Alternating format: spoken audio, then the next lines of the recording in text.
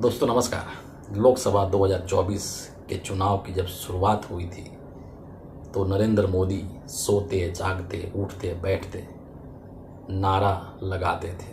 क्या नारा लगाते थे कि अब की बार 400 पार, फिर एक बार से मोदी सरकार, मोदी की गारंटी। जहाँ जब सबकी गारंटी ख़त्म होती है वहाँ से मोदी की गारंटी शुरू होती है। इस तरीके के नारे नरेंद्र मोदी अक्सर लगाते हुए देखे जाते थे। लेकिन अभी वर्तमान में जो राजनीतिक स्थिति है देश की, उसको देख करके अब ऐसा लगने लगा है कि अब नरेंद्र मोदी के ऊपर जो बात और जो नारा फिट बैठता है वो ये बैठता है कि अब की बार बैसाखी वाली सरकार। नरेंद्र मोदी की स्थिति इस देश की जनता ने ऐसा कर दिया है, ऐसी दुर्गति कर दी है नरेंद्र मोदी की कि नरेंद्र मोदी अब खुद के पैरों पर चलने के लायक नहीं रह गए हैं। उनको अब चलने के लिए बैसाखी की ज़रूरत पड़ रही है, और वो भी ऐसी बैसाखी जो कि कब धोखा दे डालेगी और कब मोदी जी को गिरा देगी उसकी कोई गारंटी नहीं है, और इसकी ना ही नरेंद्र मोदी गारंटी ले सकते हैं।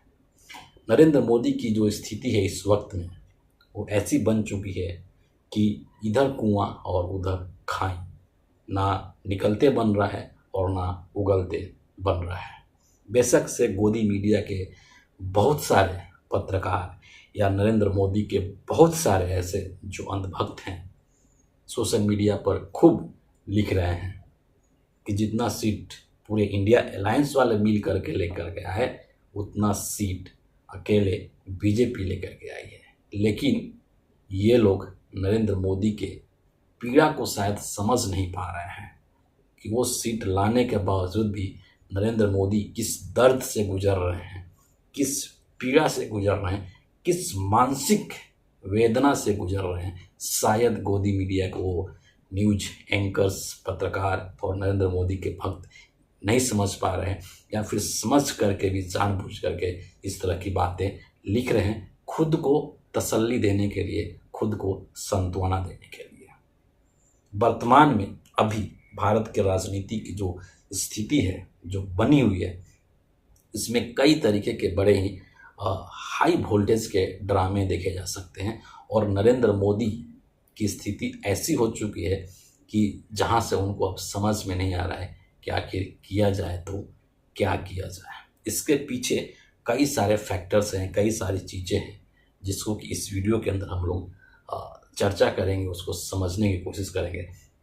तब शायद आपको एक कंक्लूजन मिल जाएगा कि सच में नरेंद्र मोदी किस मनोदशा से गुजर रहे हैं, किस मानसिक स्थिति से गुजर रहे हैं, चाहे वो नरेंद्र मोदी हो या फिर अमित शाह हो। तो सबसे पहले एक सीन का मैं जिक्र यहाँ पर करना चाहूँगा जो कि बहुत कुछ बयां करता है। याद होगा आपको 4 जून को मतों की गिनती, उसके बाद बिहार के मुख्यमंत्री नीतीश कुमार दिल्ली आते हैं, और जिस प्लेन में वो बैठते हैं पटना, उसी प्लेन में तेजस्वी यादव भी होते हैं।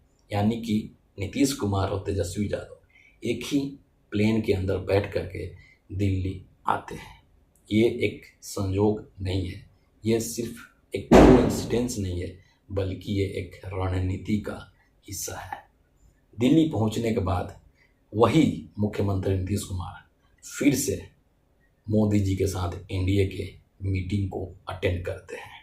वहाँ पर एक कागज़ भी साइन कर देते हैं, और फिर मीटिंग जब ख़त्म होती है एनडीए की, तो फिर एक न्यूज़ ये भी निकल करके आता है, एक रिपोर्ट ये भी निकल करके आता है कि वही जो नीतीश कुमार है वो शाम को, रात को मल्लिकार्जुन खड़गे और राहुल गांधी से मिलना चाहते हैं। सोचिए कि क्या चल रहा है। इतना ही नहीं, दूसरे जो एनडीए के सबसे महत्वपूर्ण पार्टनर हैं, एक तरीके से नरेंद्र मोदी के ये सबसे जो मुख्य बैसाखी हैं दो, एक नीतीश कुमार और एक चंद्रबाबू नायडू साहब जो हैं वो भी एक तरफ एनडीए की मीटिंग में आकर के मीटिंग अटेंड करते हैं, और दूसरे तरफ स्टालिन से जाकर के बात करते हैं। वो स्टालिन जो कि इंडिया अलायंस का एक बहुत ही अहम हिस्सा है, एक बहुत महत्वपूर्ण पार्टनर है। आप समझ सकते हैं कि क्या चल रहा है, किस तरीके की खिचड़ी पक रही है भारतीय राजनीति के अंदर। पता नहीं चल रहा है कि कौन किसके साथ जा रहा है, और इसीलिए इंडिया अलायंस के लोग अभी काफ़ी सोच समझ करके अपने स्टेप्स ले रहे हैं। अभी वेट एंड वॉच की स्थिति में हैं और वो देखना चाह रहे हैं कि बीजेपी नरेंद्र मोदी क्या कर रहे हैं। पहली चीज। दूसरी चीज, एनडीए के अंदर इस बार जो पार्टनर्स हैं, है ना, मोटे तौर पर 3 पार्टनर्स हैं जो कि बहुत महत्वपूर्ण है। खुद बीजेपी है और इसके अलावा जो 2 बैसाखी हैं नरेंद्र मोदी की, उसमें से एक नीतीश कुमार हैं और दूसरे जो है वो चंद्रबाबू नायडू हैं टीडीपी के। इसके अलावा कई सारे लोग हैं छोटे छोटे जिनके पास 1-1 या 2-2 सीटें हैं, है ना। जैसे कि आपको एकनाथ शिंदे हैं महाराष्ट्र के अंदर, अजीत पवार हैं, जयंत चौधरी हैं आरएलडी के, मांझी साहब हैं और चिराग पासवान हैं जिनके पास 5 सीटें हैं। ये जो सभी जो लोग हैं, है ना, इन सभी को अपनी अहमियत इस वक्त समझ में आ चुका है कि अगर नरेंद्र मोदी को प्रधानमंत्री बनना है तीसरी बार, नरेंद्र मोदी को अगर सरकार चलाना है तीसरी बार, तो वो बिना हमारे सहायता के नहीं हो सकता है। मतलब नरेंद्र मोदी अभी गरज में है और इसलिए ये लोग अपना स्क्रू जो है वो एकदम टाइट कर रहे हैं और अपनी डिमांड जो है वो एकदम हाई लेवल पर ले जा करके रख चुके हैं। सुनने में जिस तरीके की रिपोर्ट निकल करके आ रही है उसमें ये कहा जा रहा है कि जो नीतीश कुमार हैं जेडीयू और जो टीडीपी के चंद्रबाबू नायडू हैं, ये लोग जो प्रमुख मंत्रालय हैं भारत सरकार के उसका डिमांड कर रहे हैं। जैसे गृह मंत्रालय, सोचिए कि प्रधानमंत्री के बाद में सबसे महत्वपूर्ण अगर कोई मंत्रालय होता है तो वो गृह मंत्रालय होता है, जहाँ से कि देश एक तरीके से कंट्रोल होता है।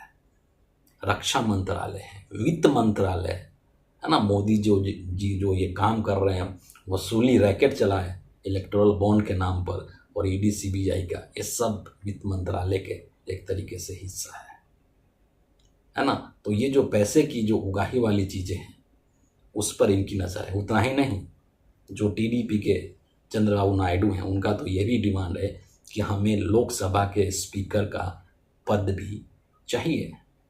दूसरे तरफ जो नीतीश कुमार हैं वो कैबिनेट मिनिस्ट्री तो मांग ही रहे हैं, उसके साथ ही साथ वो कई सारी ऐसे मुद्दे हैं जो कि इंडिया अलायंस के मुद्दे हैं और उस पर वो बीजेपी को पुनर्विचार करने की सलाह दे रहे हैं। मसलन अग्निवीर योजना को लेकर के, जिसको लेकर के राहुल गांधी ने, तेजस्वी ने, इंडिया अलायंस के सभी नेताओं ने एकदम मुखरता के साथ कहा था कि जब इंडिया अलायंस की सरकार बनेगी तो अग्निवीर को हम लोग कचरे में डाल देंगे। नीतीश बाबू बोल रहे हैं कि अग्निवीर पर केंद्र सरकार पुनः विचार करे। यूनिफॉर्म सिविल कोड, इस पर भी विचार करने की बात कर रहे हैं। जातिगत जनगणना की बात कर रहे हैं कि पूरे देश में जातिगत जनगणना होनी चाहिए, समझिए।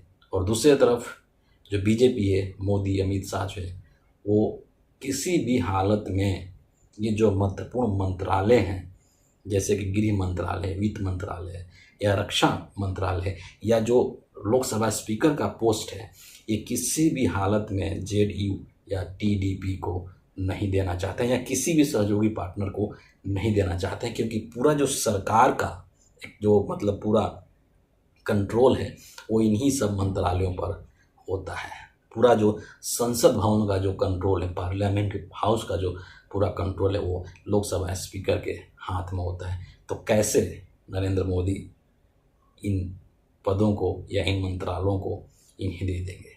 और जब नरेंद्र मोदी इन्हें ये मंत्रालय या ये स्पीकर का पोस्ट नहीं देते हैं तो इनके पास दूसरे तरफ इंडिया अलायंस की तरफ से खुला ऑफर है कि आप हमारे पास आइए, आपकी जो डिमांड है हम वो सब पूरा करेंगे, उसको मिलजुल करके चलाएंगे, एक सम्मान के साथ, एक रिस्पेक्ट के साथ, एक इज्जत के साथ, जिसका कि बीजेपी में सर्वथा अभाव है।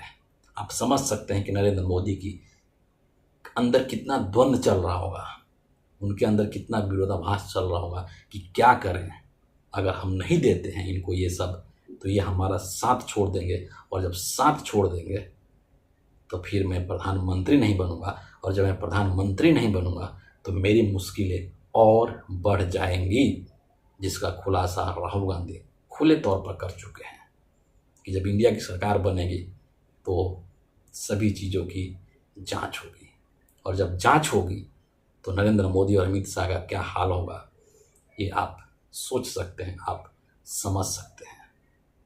तो इतनी दुविधा है नरेंद्र मोदी के मन में, इसीलिए नरेंद्र मोदी की चिंताएं बढ़ी हुई है।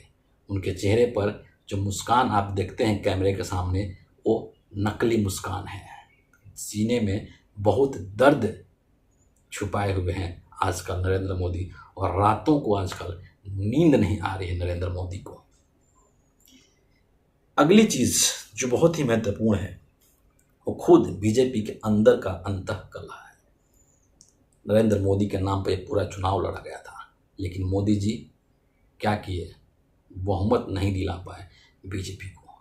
अपनी सीट पर भी मुश्किल से नरेंद्र मोदी जीत हासिल कर सके।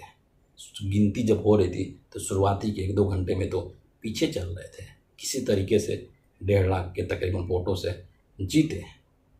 दूसरे तरफ बीजेपी के अंदर ऐसे ऐसे लोग हैं जिनके पास काफ़ी अनुभव भी है और जिनके अंदर वो लीडरशिप की क्वालिटी भी है। शिवराज सिंह चौहान का आप नाम ले सकते हैं, 8 लाख से अधिक वोटों से जीते हैं। नितिन गडकरी साहब हैं, राजनाथ सिंह हैं, ऐसे लीडर्स हैं जिनका कि संघ से बहुत करीबी रिश्ता है, और संघ जिनको आगे प्रमोट भी करना चाहता है। मतलब क्या है कि संघ भी नहीं चाहता है कि अब नरेंद्र मोदी इस देश के प्रधानमंत्री बने, क्योंकि नरेंद्र मोदी का जो स्टाइल ऑफ फंक्शनिंग है, जो काम करने का तरीका है, उसने सभी को परेशानी में खड़ा कर दिया है। क्योंकि नरेंद्र मोदी ने न सिर्फ देश के सिस्टम को हाईजैक कर लिया है, बल्कि इन्होंने आरएसएस को भी हाईजैक कर रखा था। इन्होंने आरएसएस को भी ठेस पहुंचा दिया था। जेपी नड्डा का बयान आपको याद होगा कि हमें अब आरएसएस की, हमें अब संघ की जरूरत नहीं है। दरअसल वो जेपी नड्डा का बयान नहीं था, बल्कि वो अमित शाह और नरेंद्र मोदी का बयान था, जो कि जेपी नड्डा के माध्यम से कहलवाया गया था। तो संघ जो चुनौती दे रहा है, एक तरफ एनडीए अलायंस के जो पार्टनर्स हैं वो तो चुनौती दे ही रहे हैं, दूसरी तरफ संघ, इन्हीं का जो परिवार के लोग हैं, वो भी नरेंद्र मोदी को चुनौती दे रहे हैं। आप समझ सकते हैं कि कितनी विकट स्थिति में इस वक्त नरेंद्र मोदी हैं, और इसीलिए उनको शायद नींद भी नहीं आ रही होगी। एक और बहुत दिलचस्प चीज़ मैं आपको यहाँ पर शेयर करना चाहता हूँ। ये जो चुनाव हुआ, जनता का जो मूड है, वो मूड ये था, जनता ने ये सोच करके वोटिंग किया है कि हमें इस बार नरेंद्र मोदी को पीएम की कुर्सी से बाहर निकालना है। और उसका नज़ारा आपको बिहार में भी देखने को मिल रहा है और आंध्र प्रदेश के अंदर भी देखने को मिल रहा है।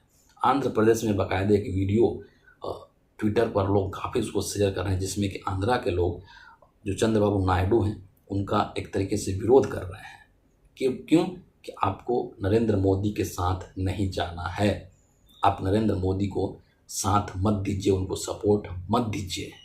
विरोध हो रहा है आंध्र प्रदेश के अंदर। बिहार में भी पटना के अंदर कुछ ऐसा ही चीज़ हुआ, लेकिन वहाँ पर नीतीश कुमार का विरोध नहीं हुआ, बल्कि वो डिमांड की जा रही थी नीतीश कुमार से कि आप नरेंद्र मोदी को साथ मत दीजिए, बल्कि आप इंडिया अलायंस को साथ दीजिए। मतलब क्या है? मतलब यही है कि जनता साफ साफ ये कहना चाहती है कि हम नरेंद्र मोदी को प्रधानमंत्री की कुर्सी पर बैठते हुए नहीं देखना चाहते हैं, और अगर जो व्यक्ति इस बार नरेंद्र मोदी के साथ खड़ा होगा उसको हम आगे आने वाले चुनाव में सबक सिखाएंगे, चाहे वो चंद्रबाबू नायडू हों या फिर वो नीतीश कुमार हों। और इस चीज़ को नीतीश कुमार भी अच्छे से समझ रहे हैं, चंद्रबाबू नायडू भी अच्छे से समझ रहे हैं, क्योंकि ये राजनीति के बहुत माहिर खिलाड़ी हैं। सोचिए कि भारतीय राजनीति किस तरीके के चीज़ों से गुजर रही है ना। इतने विभिन्न तरीके की घटनाएं घटित हो रही है कि निर्णय लेना, डिसीजन लेना बहुत टफ हो गया है अभी नरेंद्र मोदी के लिए भी, और बाकी के जो इनके साथ खड़े हुए जो लोग नज़र आ रहे हैं, खासकर नीतीश कुमार और चंद्रबाबू नायडू, इनके लिए भी काफ़ी मुश्किल हालात अभी चल रहा है। लेकिन सबसे मुश्किल हालात गुजरात लॉबी को है, यानी कि मोदी और अमित शाह को है। मामला यहीं तक नहीं रुकता है। मान लीजिए, चलिए मान लेते हैं एक बार को कि मोदी जी तीसरी बार प्रधानमंत्री की शपथ ले लेंगे, और इसकी हड़बड़ाहट दिखने को आपको मिलती है, क्योंकि कायदे से क्या होता है, देखिए कई बार कुछ चीज़ें ऐसी होती है जो कि परंपरागत तरीके से होती है, उसका कोई रूल नहीं है, कोई कानून नहीं है, लेकिन एक परंपरा होता है जिसका कि लोग पालन करते हैं। जैसे कि मान लीजिए अगर आप जीत करके आए, आपके बीजेपी 240 सीटें लेकर के आए, तो कायदे से नरेंद्र मोदी जी को ये चाहिए था कि अपने जो जीते हुए एमपी हैं पहले उनकी एक मीटिंग करें, बीजेपी की पहले मीटिंग करें और फिर इसके बाद में एनडीए की मीटिंग करें। लेकिन मोदी जी ने हड़बड़ाहट इतनी है कि कहीं संघ वाले हमको पहले से ही रिजेक्ट ना कर दें। इस हड़बड़ाहट में मोदी जी ने सबसे पहले अपने घर को न दे करके बल्कि अपने पार्टनर्स को बुला लिए मीटिंग के लिए। इतनी हड़बड़ाहट है। इस चीज़ को लेकर के भी कहीं ना कहीं बीजेपी के जो नेता हैं उनके अंदर एक नाराज़गी है। और मान लीजिए कि किसी भी तरीके से सरकार बन जाती है, नरेंद्र मोदी अगले 2-4 दिनों के अंदर अंदर शपथ ले भी लेते हैं, तो क्या होगा, ये सरकार कितने दिनों तक चलेगी, इस पर एक बहुत बड़ा क्वेश्चन मार्क है कि कब तक ये सरकार चलेगी। क्यों क्वेश्चन मार्क है? इसलिए क्वेश्चन मार्क है कि नरेंद्र मोदी की जो स्थिति है, आप नरेंद्र मोदी के मानसिक स्थिति को समझने की कोशिश करें कि नरेंद्र मोदी मन से, सोच से एक तानाशाह है, एक डिक्टेटर है।